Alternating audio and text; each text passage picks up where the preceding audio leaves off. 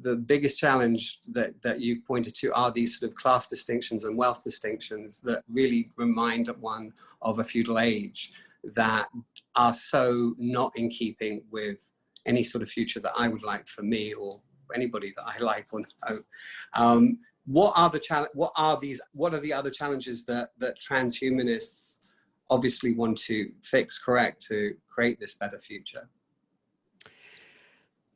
So although I am a transhumanist by definition and still willing to defend the term and the idea, I stopped seeing myself as a promoter of transhumanism about 7 years ago. And it was precisely around this issue. When Peter Thiel became a Trumpist, Epstein, is revealed to be a transhumanist. And then in the midst of COVID, mass unemployment. Is that true? Is that true? I thought this was like, again, I did see some of that, the Epstein thing, but again, I thought it was like sort of Twitter trolls trying to sort of decry people. Who knows? No. He was giving money to transhumanist organizations. He was holding transhumanist soirees. He was talking about transhumanism and bringing together salons of scientists to talk about it. So, we have a problem. We have an image problem at the very least. We've had that image problem all along. We've had that image problem because of eugenics, that people associate eugenics, even though I don't think it's appropriate, because eugenics was about using state power to tell people what kind of kids they should have, and transhumanism is all about individual choice. But we're still associated historically with ideas like eugenics and so forth. And so for rich white guys who don't give a shit about anything but their power and wealth, to promote transhumanism is a huge problem. And the fact that more transhumanists aren't calling that out and saying that we need to make sure that that's not the image of transhumanism, and to do more by specifically advocating for the policies of universal access that would ensure that that future doesn't get created, that's been a huge problem. That's why I am only interested in promoting my little flag of techno-progressivism.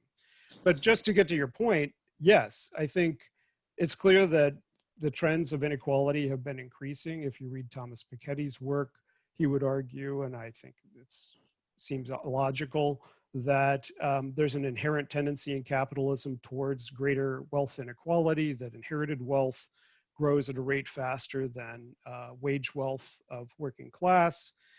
As a consequence, the only way that you can prevent that kind of neo-feudalism is either massive war, massive plague, or revolutionary redistribution, which I think hopefully could be done in a democratic way in the West. But who knows?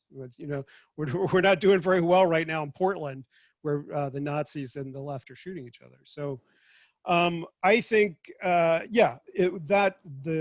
the principal obstacle when Pew asks people about what they're worried about with life extension, artificial intelligence, genetic engineering, you scratch the surface of their anxieties, and the principal anxiety is that they're not going to benefit from it, and rich and powerful people will benefit from it more.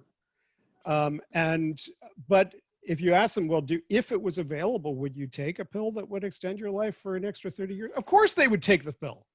The only reason that they're anxious about that future is because they don't think they're going to get it.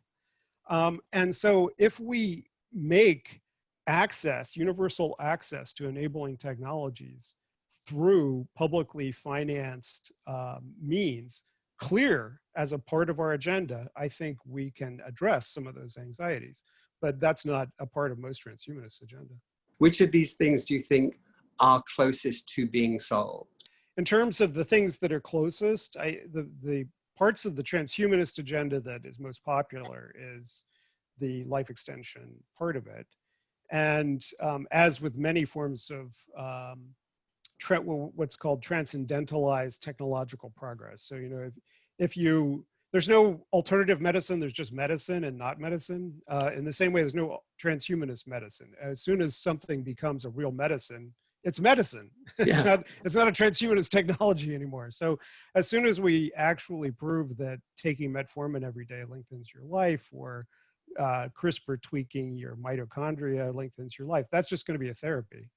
And most people want those therapies, and support for research into those kinds of therapies has been more or less bipartisan. So hopefully that will continue. I think that's the closest part, radical life extension. But that leads into other crises that have to be addressed. One is, as people live longer. Right now, people are not living longer, right? Over the last 5 years in the United States, life expectancy has stalled or begun to decline on the part of many parts of the population, clearly linked to economic insecurity related to this late stage form of capitalism that we're in. The rise of suicide, alcoholism, opiate abuse, all of this, and cults and conspiracy theories, all of it is a part of a piece of the crisis that we're in right now.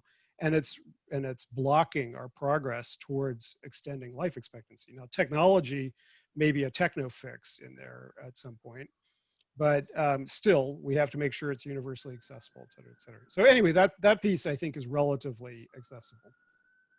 Artificial intelligence is going to have a huge impact on, and is already here in this COVID year, having a huge impact on accelerating the trends of technological redundancy for a lot of kinds of occupations.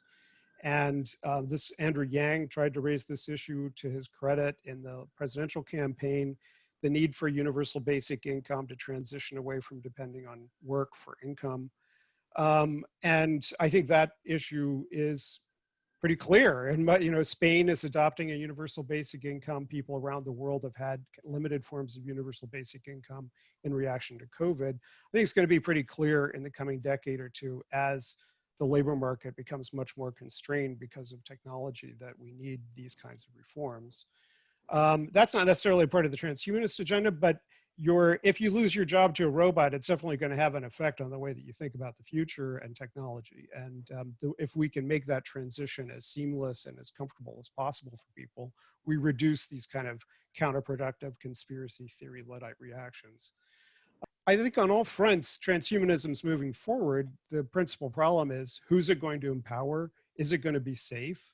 Are people going to freak out about the social consequences because they don't trust how it was rolled out and who has access to it?